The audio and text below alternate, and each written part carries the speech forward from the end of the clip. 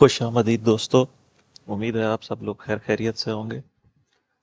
पिछली वीडियो में हमने ये चीज़ बल्कि पिछली 2-3 वीडियोस में हमने ये चीज़ डिस्कस की थी कि वेव 3 का टॉप इस जगह पर हो चुका है। ये जो हमारी ग्रीन वेव 3 थी और अब हम वेव 4 की करेक्शन में नीचे जा रहे हैं और जो हमें तकरीबन 2500 से 2700 की रेंज में ले जाएगी ये करेक्शन। और ये काफ़ी टाइम लेगी। इसमें 2-3 महीने भी लग सकते हैं, उससे ज़्यादा भी लग सकता है। और हमने इसको ट्रैक किया था दो सूरतों में। पहली सूरत हमने रखी थी कि ये इम्पल्सली हम जा रहे हैं वेव ए में नीचे। उसके लिए इसको येलो लेबल किया था वेव 1, वेव 2 और इसको ब्रश के साथ कर लेते हैं। वेव 1, वेव 2, वेव 3, वेव 4 और वेव 5। ये हमारा प्राइमरी वेव काउंट था, क्योंकि स्टार्ट हमेशा इम्पल्स से ही लिया जाता है। बाद में अगर सिचुएशन चेंज हो जाए तो उसके मुताबिक हम अपना वेव काउंट रीलेबल या रीअरेंज करते हैं। ये मैंने आपको टारगेट दिया था 2955। कल प्राइस यहीं से ही रिवर्स हुई है। असूलन तो ये वेव 3 का टारगेट बनता है, लेकिन इसमें हमारे पास दो सिचुएशंस हो गई हैं, इसलिए इसकी जो हाई प्रोबेबिलिटी थी वो खतरे में पड़ गई है। अगर हम इंटरनल स्ट्रक्चर देखें वेव 3 का, तो ये जो स्मॉल लेवल की 1 2 3 4 5 वेव 3 यहाँ पर ख़त्म हुई है बेसिकली, इस जगह पर। उसके बाद हमें वेव 4 चाहिए थी। उसका मैंने ये कल तो वीडियो बनी ही नहीं है, इसको पहले रिमूव करें। ये इस वाले वेव 4 का था एरिया जहाँ पे प्राइस ने मिनिमम रिट्रेस किया है। वेव 4 यानी ये 38-39 तक आई है और फिर वेव 5 आ गई है, तो यहाँ पे वेव 3 कंप्लीट हुई है। इस एरिया की हमें ज़रूरत नहीं रही। आफ्टर कंप्लीशन ऑफ वेव 3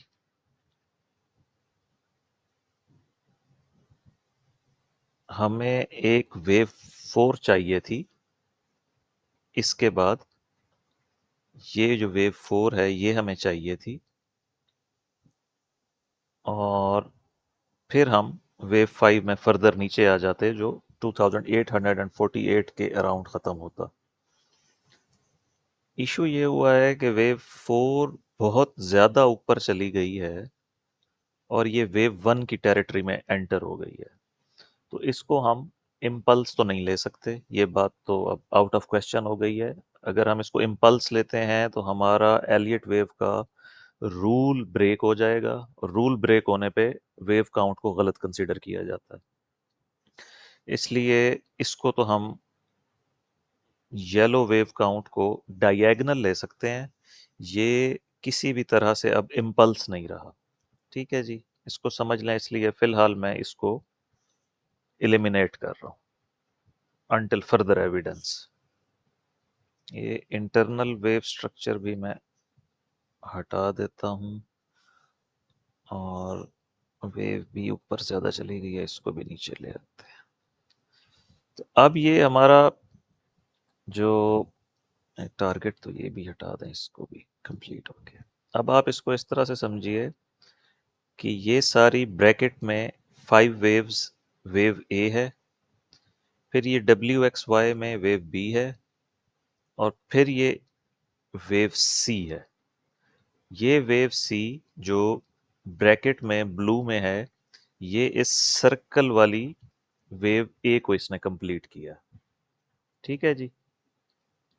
इसके बाद ये जो मूवमेंट है, wave A, wave B, overshooting wave B, expanded flat, और ये वेव सी है।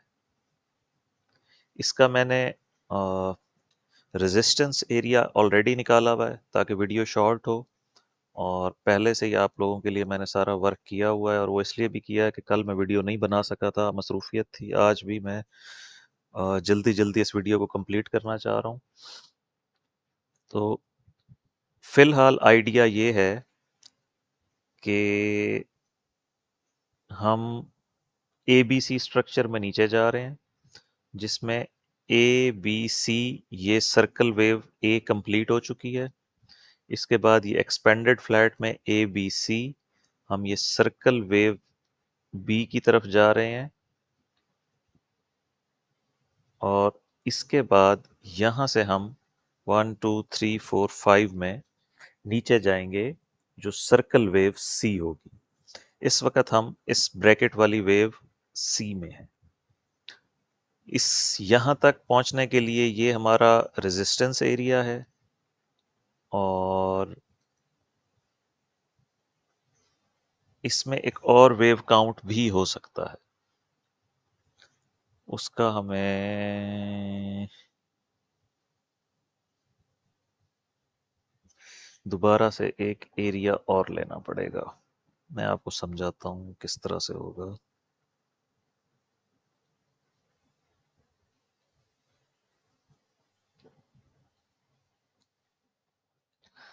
इसका कलर बदल देते हैं येलो में,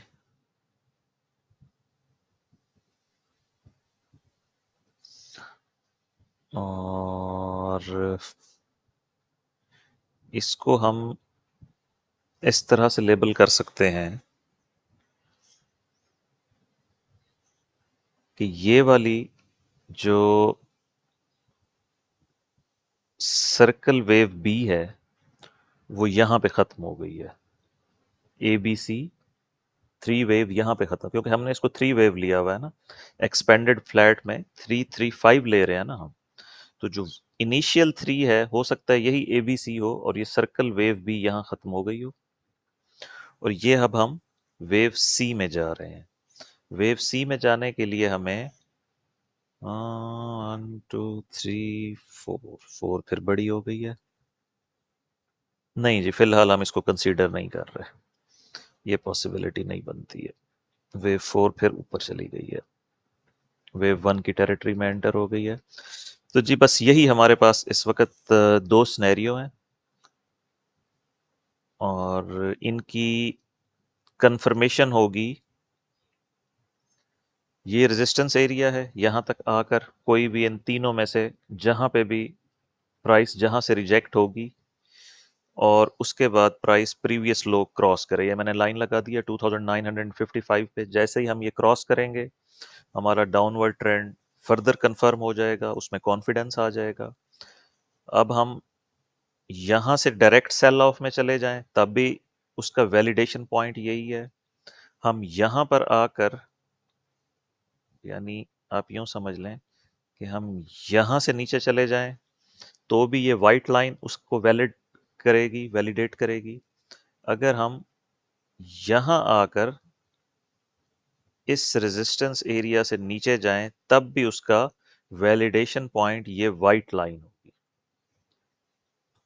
और ये हमारा प्राइमरी काउंट है। दो प्राइमरी काउंट हैं जो दोनों नीचे की तरफ ही जा रहे हैं। एक हमारा डायरेक्ट सेल ऑफ है, एक हमारा इस एरिया में आकर फिर सेल ऑफ है।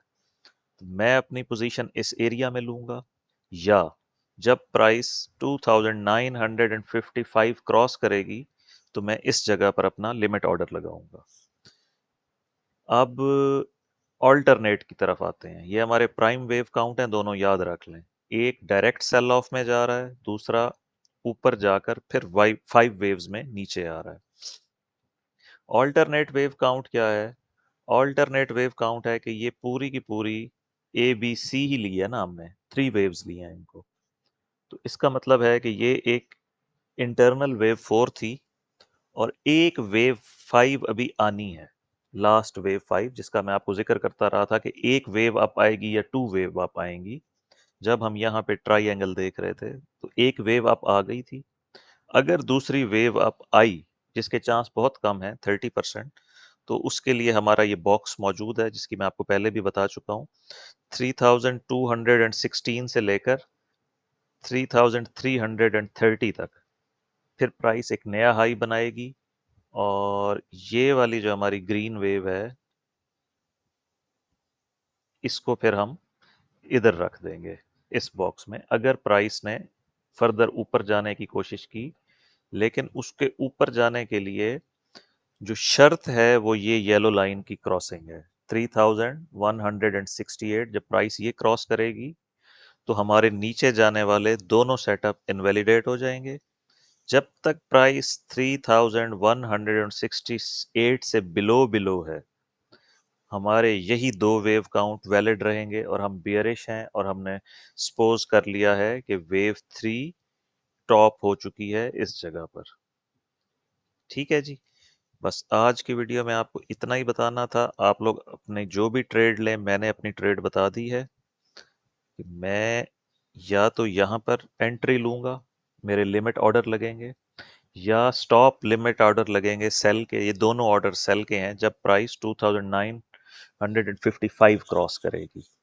वरना मैं यहाँ तक वेट करूंगा। जो मेरी बाय की पोजीशंस हैं, यहाँ पे मैं टेक प्रॉफिट करके वेट करूंगा।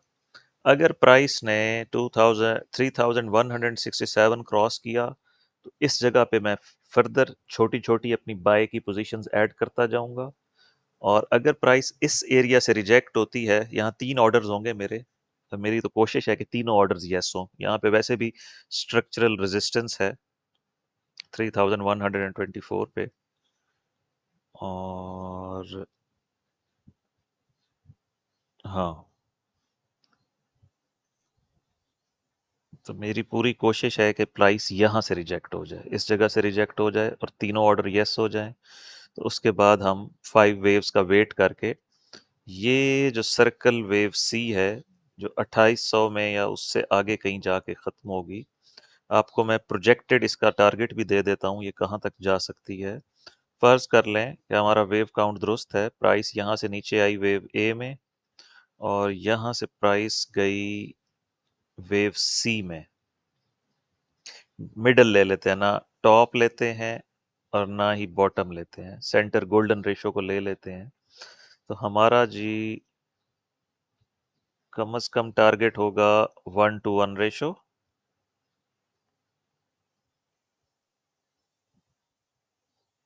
2899। और हमारा आइडियल टारगेट होगा ये दोनों गोल्डन रेशो 2829 से लेकर 2786। और चूंकि ये 5 वेव्स मूव होगी वेव सी, अगर इसमें एक्सटेंशन आ गई तो हम 2718 तक भी जा सकते हैं। ठीक है। और 2718 यही हमारा मिनिमम टारगेट था। मैंने आपको बताया था 2500 से 2700 का यही एरिया बन रहा है। इसको हम अपने ओनाडा वाले वीकली चार्ट पे देख लेते हैं।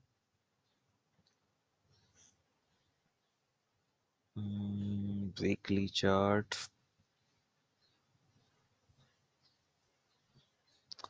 ये देखें, ये हमारा मिनिमम रिक्वायरमेंट है 2700 की रेंज में जाना, 2774, और वो आ रहा था 2700 एंड समथिंग।